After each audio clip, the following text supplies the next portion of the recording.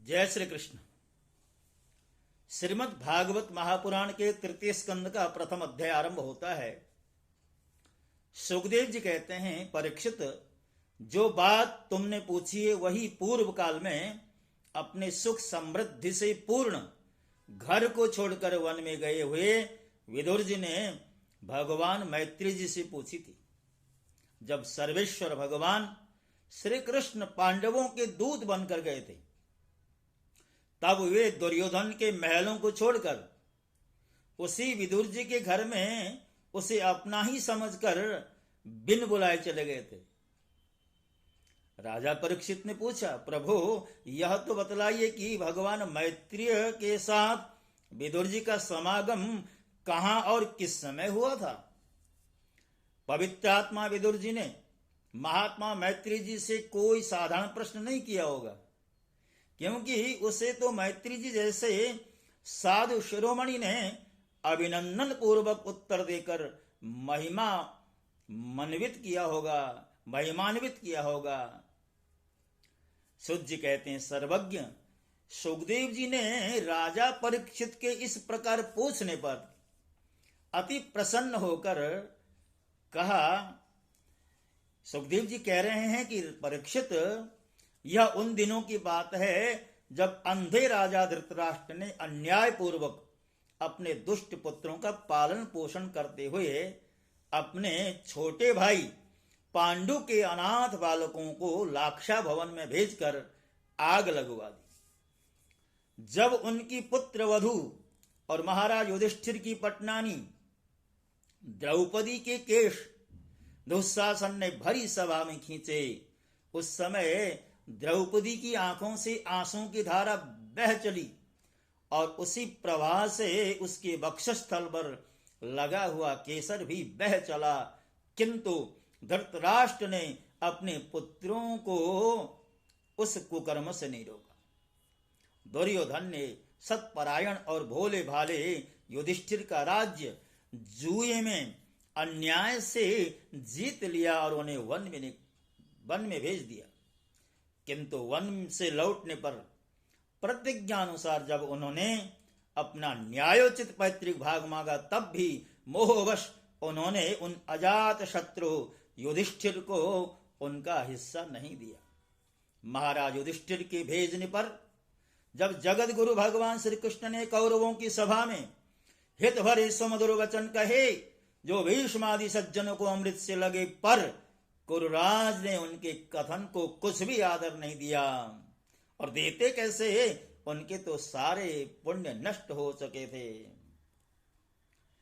फिर जब सलाह के लिए विदुर जी को बुलाया गया, तब मंत्रियों में श्रेष्ठ विदुर जी ने राज्य भवन में जाकर बड़े भाई धृतराष्ट्र के पूछने पर उन्हें वह सम्मति दी जिसे नीति शास्त्र के जानने वाले पुरुष विदुर नीति कहते हैं।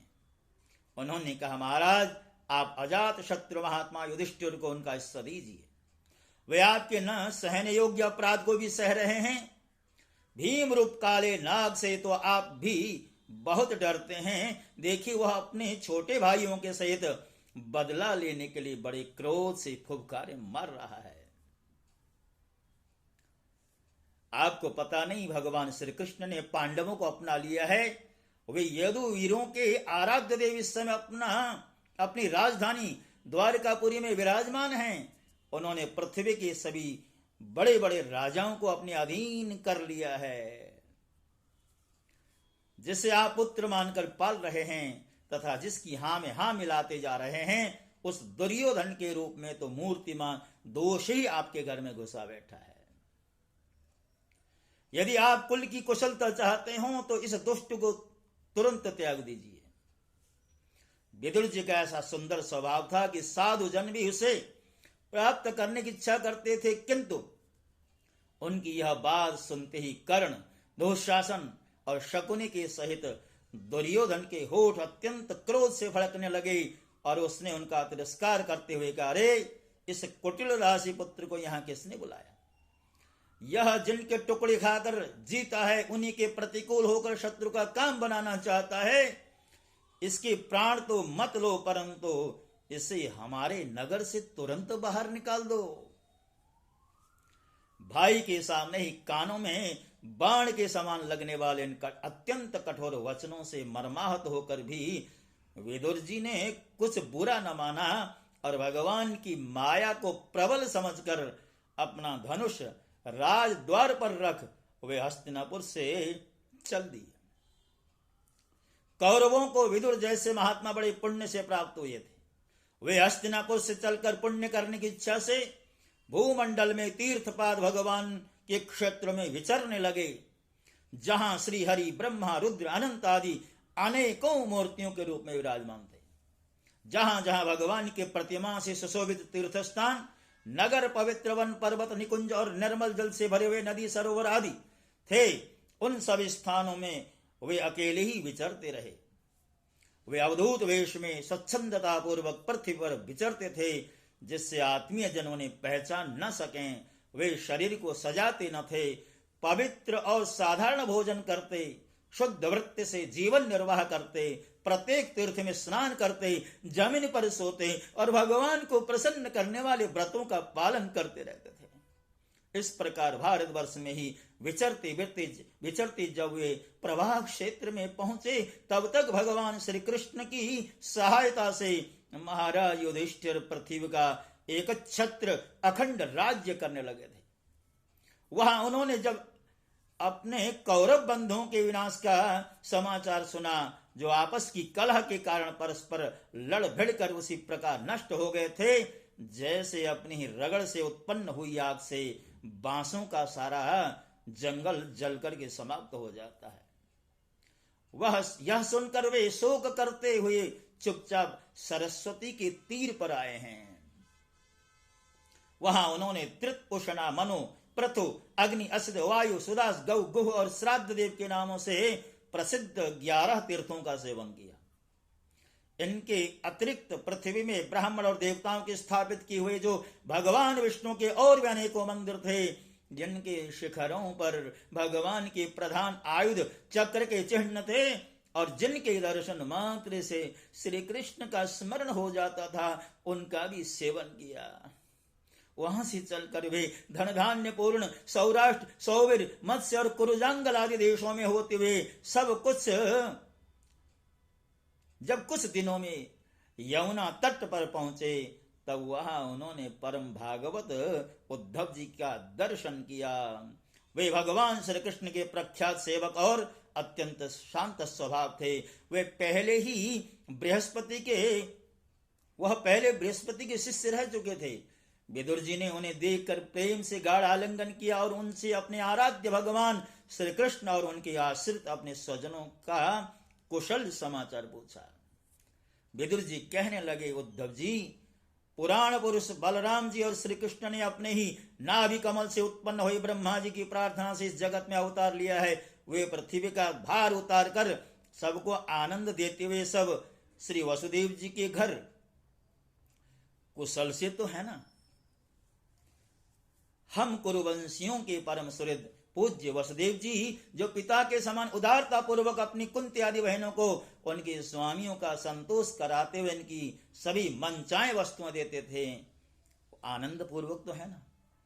प्यारे उद्धव जी, यादवों के सेनापति वीर प्रद्युम्न जी तो प्रसन्न हैं, जो पूर्व काल में कामदेव थे तथा जिन्हें देवी रुक्मिणी जी ने ब्राह्मण की आराधना करके भगवान से प्राप्त किया था। सात्वत, वृष्णि, भोज और दाशार वंशी यादवों के अधिपति महाराज उग्रसेन तो सुख से है ना, जिन्होंने राज्य पाने की आशा का सर्वथा परित्याग कर दिया था, किंतु कमल नयन भगवान श्री कृष्ण ने उन्हें जिन्हें फिर से राज सिंहासन पर बिठाया था।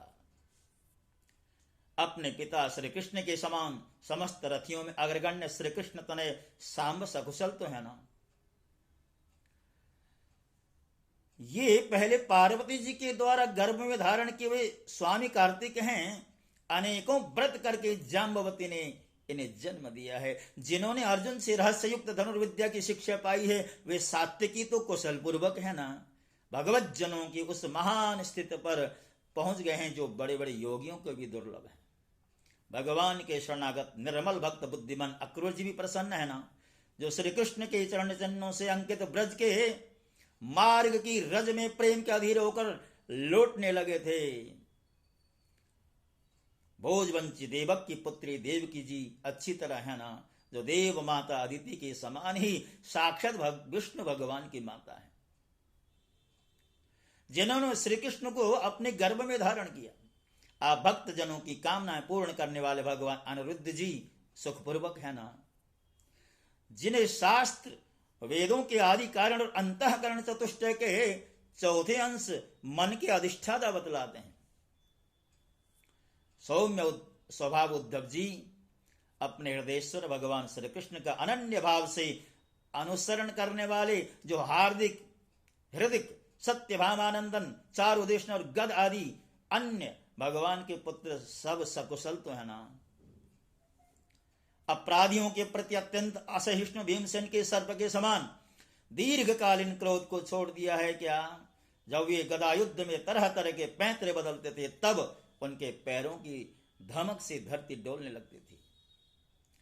जिनके बाण के जाल से छिपकर किरात वेशधारी अतएव किसी की पहचान में न आने वाले भगवान शंकर प्रसन्न हुए थे, वे रथी और यूथपतियों का सुयश बढ़ाने वाले गांडीवधारी अर्जुन प्रसन्न तो है ना। अहो बेचारी कुंती तो राजर्षि श्रेष्ठ पांडु के वियोग में मृत प्रायसी होकर भी इन बालकों के लिए प्राण धारण किए हुए हैं। रथियों में श्रेष्ठ महाराज पांडु ऐसे अनुपम वीर थे कि उन्होंने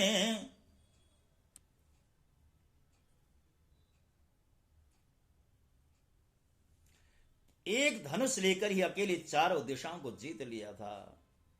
उद्धव जी, मुझे तो अधः पतन की ओर जाने वाले उन धृतराष्ट्र के लिए बार बार शोक होता है।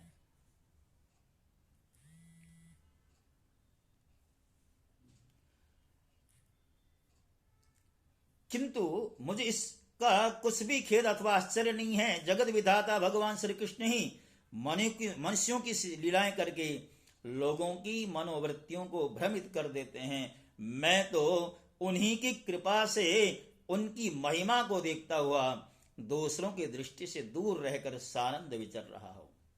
यद्यपि कौरवों ने उनके बहुत से अपराध किए, फिर भी भगवान ने उनकी इसलिए उपेक्षा कर दी थी कि वे उनके साथ उन दुष्ट राजाओं को भी मारकर अपने शरणागतों का दुख दूर करना चाहते थे।